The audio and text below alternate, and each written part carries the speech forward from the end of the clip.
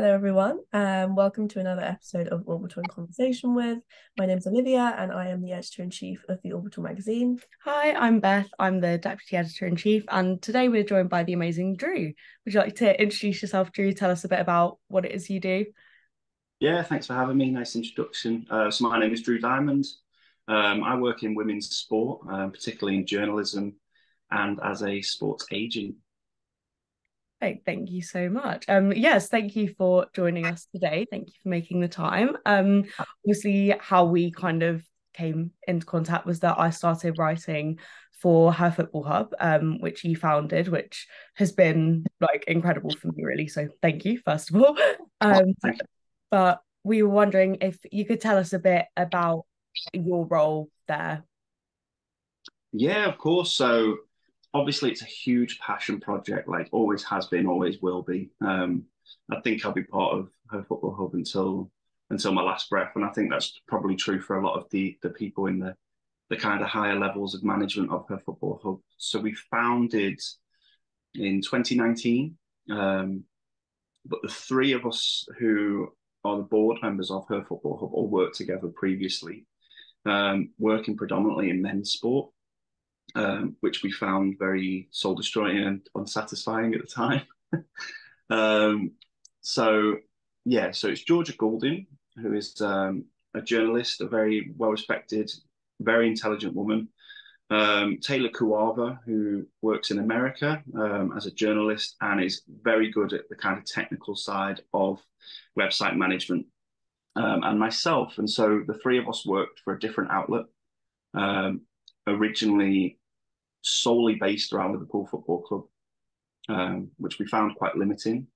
And we approached the management of that web page and said, can we branch out and start reporting on the women's football? We're not really getting much out of reporting on the men, and there was a bit of pushback, and eventually they let us. And then we found that extremely limiting because obviously it's one club. And then we took the decision to found Her Football Hub, and the mission was that we gave ourselves was just there were so many stories out there about women footballers, the industry, the struggles. I mean, one of the early stories that inspired us was the Liverpool captain at the time. She was also managing a care home as well as managing Liverpool in the WSL. And we just thought, what a bonkers story. Why doesn't everyone know about that? And so, yeah, we just decided to try and tell as many of these stories from around the world as we could, and started taking on interns, volunteers. Taylor manages the website. And yeah, we now have a really large team, I think just under 50 of like really experienced journalists that work professionally in the game, and agents and different people that work with websites and design for large football clubs, and then also students and people trying to break it into the field that we help coach and give advice to and kind of guide into paid work in the industry. So it's a strange balance that we've created, but I really enjoy the culture that we've got there. And yeah, I think it's definitely a positive that has been created. And I can't wait to see where it goes and see where it all ends up. Yeah, 100%. Thank you. So you've obviously told us a little bit about Her Football Hub, and you did mention there about breaking into the industry. Can you give us a little bit of an overview about your experience or career as a broadcast and written journalist, how you broke into the industry, and how it's kind of, has it always been sport? Has it always been football? I think it's a great question, that one. Has it always been football? Because I have so many passions that could really lead into journalism and writing about. Like I think I probably started the same way every writer does, where you write like a short story or something when you're about 13, 14, and think this is incredible, it should win awards. And then you kind of have that moment of realism where you maybe show it to your parents or a friend and they're like, oh, it's all right. And then that's when you kind of start working on yourself and think about what angles of writing am I getting passionate about. And so I've always been a writer, but I didn't start writing published until mid 20s. And it wasn't like a trained background for myself. So didn't have the chance to go to uni. didn't have like a conventional upbringing where there was many doors open at the time. And so it was all networking on social media, which is something I cannot recommend enough for anyone wanting to break into the industry. And Georgia Goulding, who's now obviously a business partner of mine, was one of the first people that really took me under her wing, who was at the time, and I'm sure she won't mind me saying it, she's very proud of the journey she's gone on. She worked in Asda on like the bakery counter, and she was working full time as a journalist, just to kind of get by and make ends meet. And she was one of the first persons, even though she had all that on, to take me under her wing and teach me and start editing my work before I would submit it to editors, and just kind of ensure I would succeed. And we really formed that camaraderie, and that's now what we try and give to people at Her Football Hub. And it was a strange transition into like the first appearance on like TV. So it was TRT, it was like an Arabic network, and it was the most random like appearance. That basically Mo Salah deleted his Instagram for a day, and they were like scampering around trying to find someone to go on. And I basically somehow ended up with this opportunity, and I went on there, and I was like, it wasn't insightful at all. I was like, I'm sure he's fine. And it like somehow I ended up on this news network, and like I got the viewing figures back, and it was like, 322,000 people watched the program, and I was like, why? But yeah, it's little moments like that, and it's all through networking and kind of self-teaching and listening to editors. Editors are such a tool as well as like great humans, because obviously it goes so, I'm sure you both are very aware, like editing can go very unsung, and it's the absolute backbone of any sort of establishment or publication. And yeah, any young writer or anyone desperate to get in an industry, especially sport, just lean on your editors, take their advice. When your work's been published, if you've had no feedback, go and read it and see what's different, see what's been changed. Yeah, and that's how I kind of broke into the industry and forced my way in for a few doors. Obviously, there's a lot of privilege I have being a white male. Everything's easier. So I'm sure there's been much harder and tougher journeys than mine, but it is just kind of forcing doors open, even if it doesn't kind of look like that's an option. Yeah, no, I think we're getting, I didn't even know, and this might sound like naive, but I didn't even think about networking when I was younger. And you always hear the phrase like, it's not what you know, it's who you know. Yeah. I haven't realized like how important it is until that, like you can be this brilliant writer and you can have all these skills, but often it's down to like who you know and how you get in somewhere, because these days it's so competitive. It's so frustrating. Absolutely. I always find it such an interesting like case study of that, when, like when really famous writers go under a ghost name. Like my favorite one is when J.K. Rowling's book, as whatever guy she decided to be, I can't remember the name, Robert Galbraith or something like that, absolutely flopped because she tried to like not use any of the connections that she had in the industry. And I'm really glad that book flopped, by the way. But yeah, I just find it so interesting that when people do try and just kind of step away from connections and networking, it just makes everything so much more difficult. Yeah, definitely.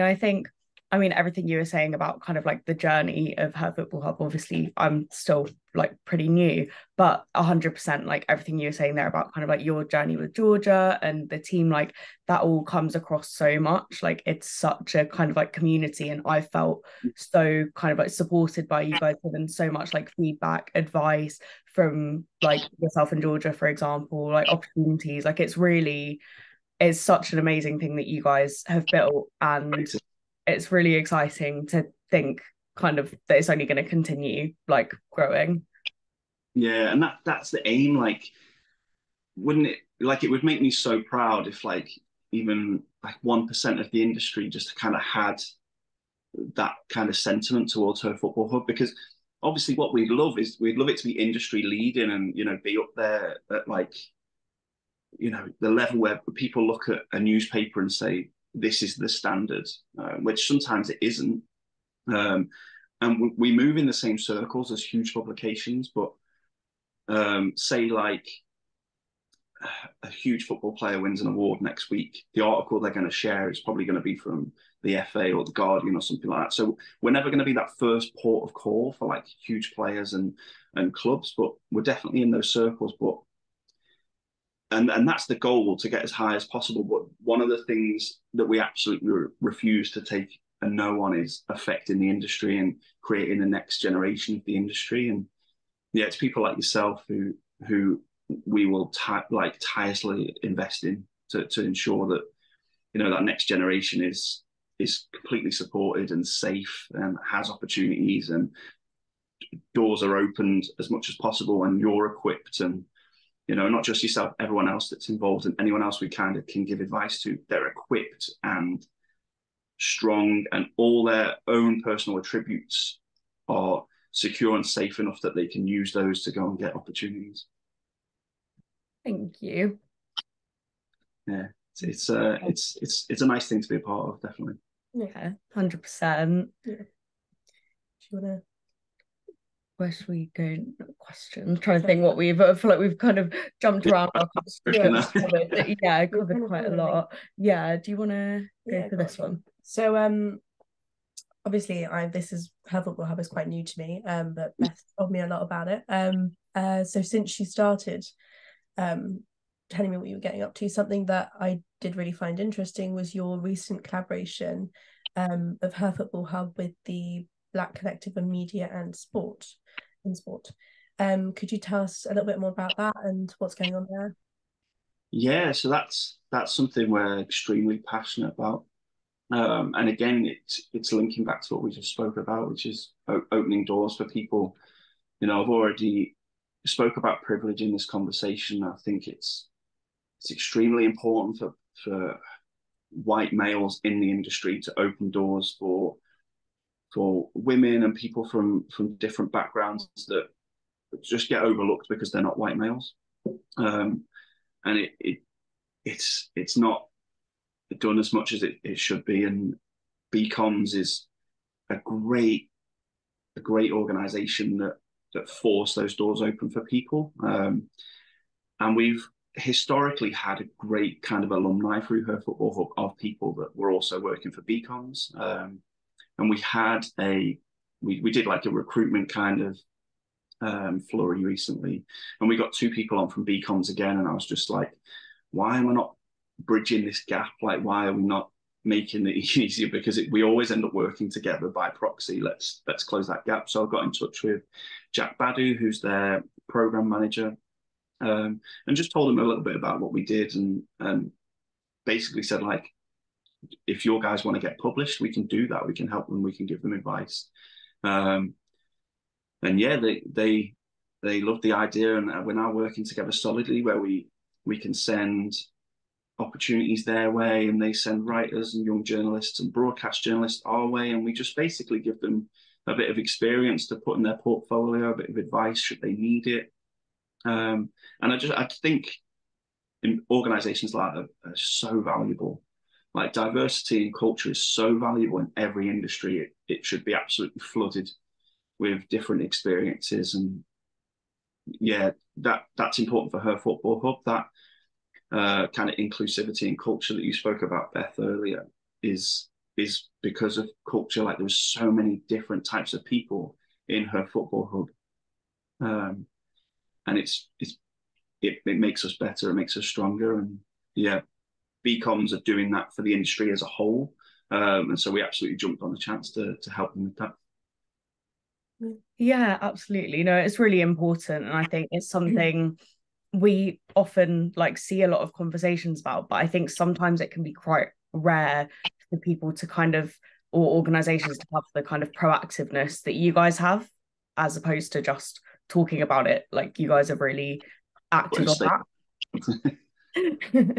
Yeah, no, I know what you mean, and it was important to me that we weren't just doing that, which is why we kind of reached out and offering all our facilities and all our networks to those guys, and it's paying off massively. Like, some of their they call them masterclass students, are some of the most talented people we've had through the doors. Like, they're really cool, talented people, and they bring a lot to the team, and so we're benefiting as well.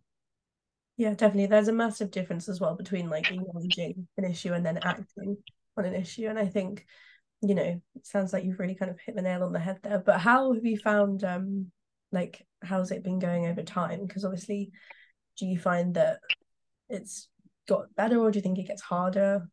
I don't know, to open those doors.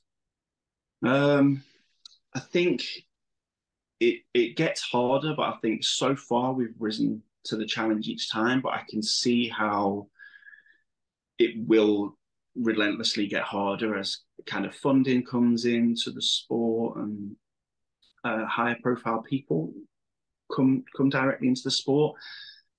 It's always the way when money comes into something, it can almost be like a prescribed. This is how we want it, and it can take away some of the authenticity of an industry or a club or an outlet.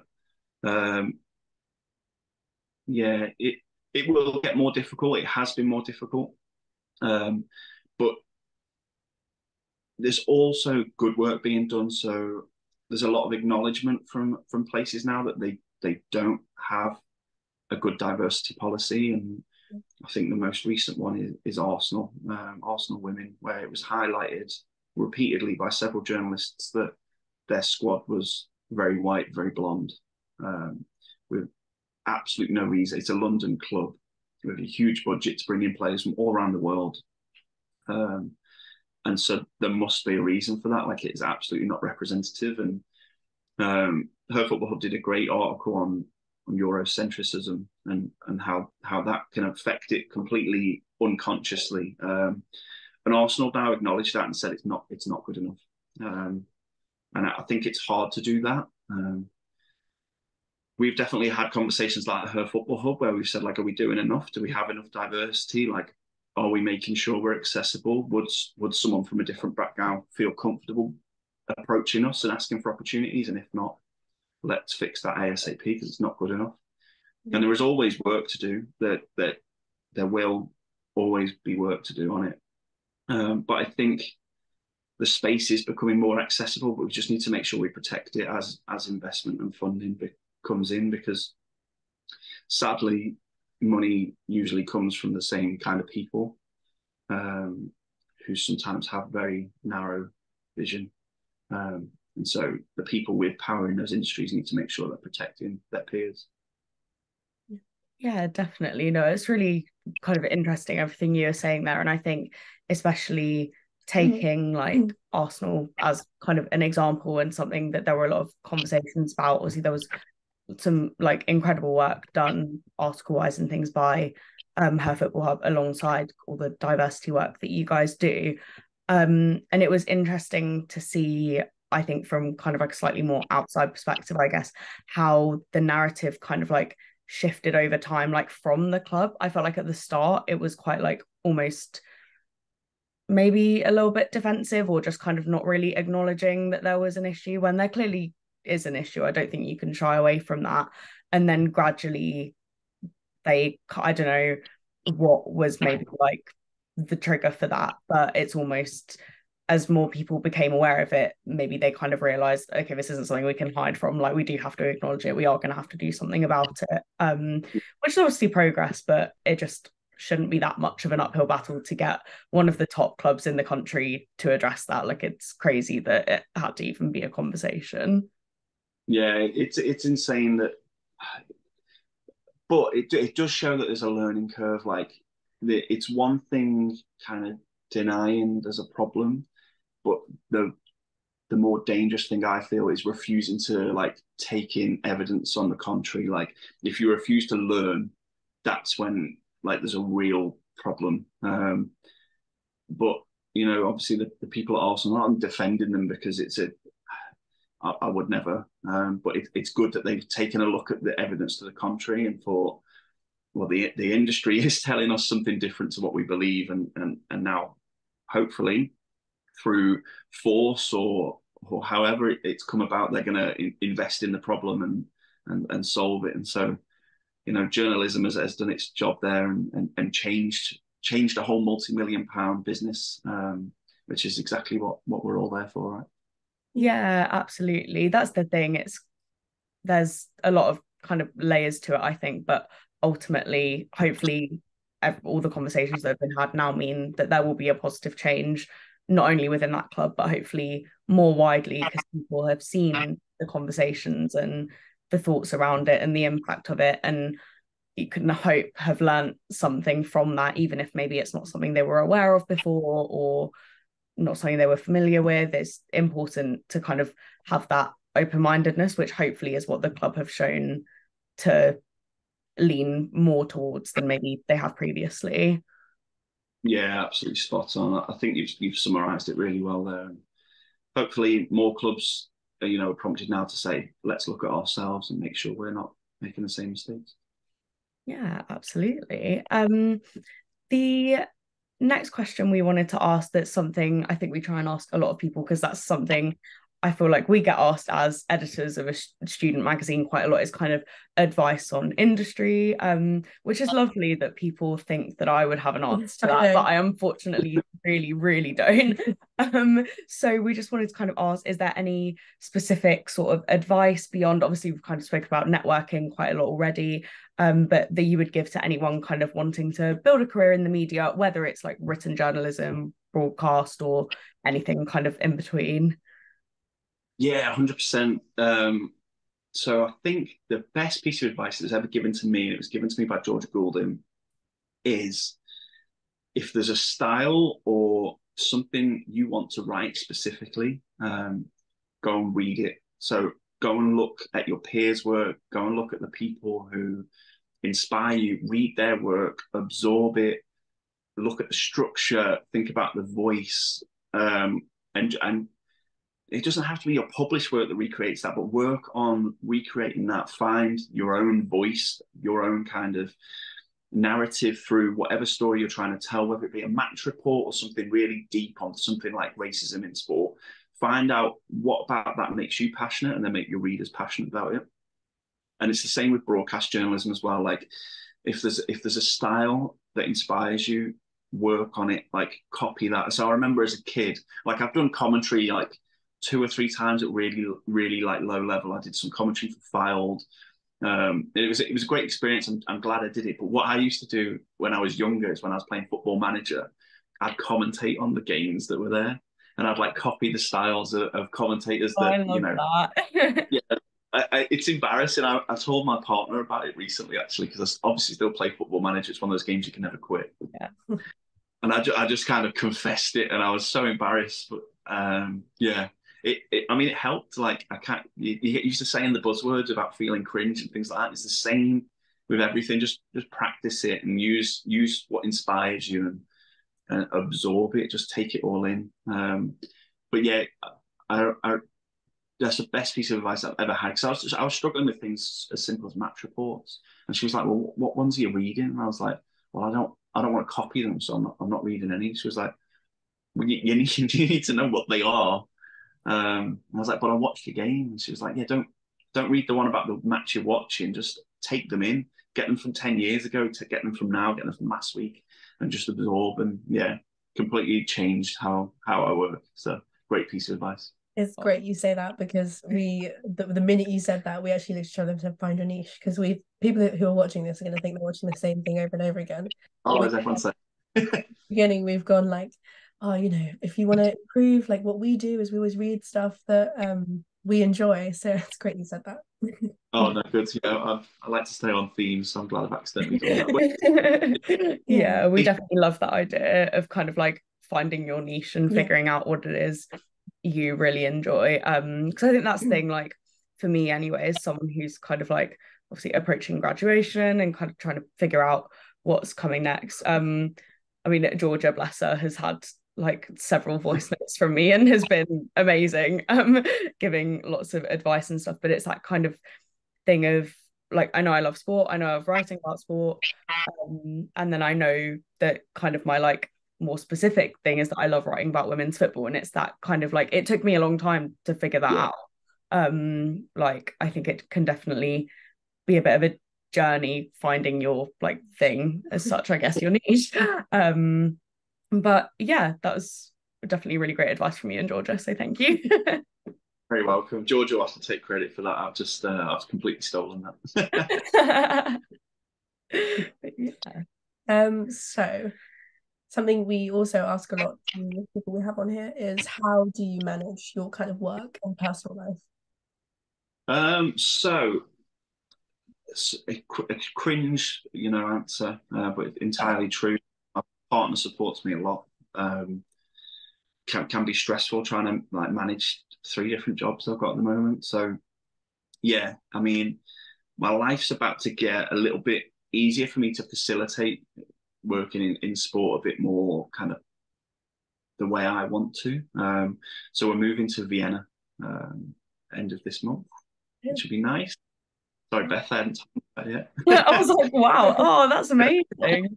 Yeah, so that's our partner's work. She's very successful at what she does. She's an incredible woman, very talented, very clever, and that's opened that door for us, which is fantastic. So me, Harriet, and the cat will be going to Vienna end of this month, and that's going to kind of facilitate a bit more time for me to work in the areas I want to, and not pick up work that I'm not so passionate about, which is something I'm eternally kind of thankful to the universe and to my partner for. But historically, managing that workload has just been prioritizing kind of healing time. So like, it's a bit cringe again. I was like, sorry, this is a proper cringe section, but I like used to meditate a lot. I got some books that kind of help me with that because you can't just sit down and like meditate for the first time ever.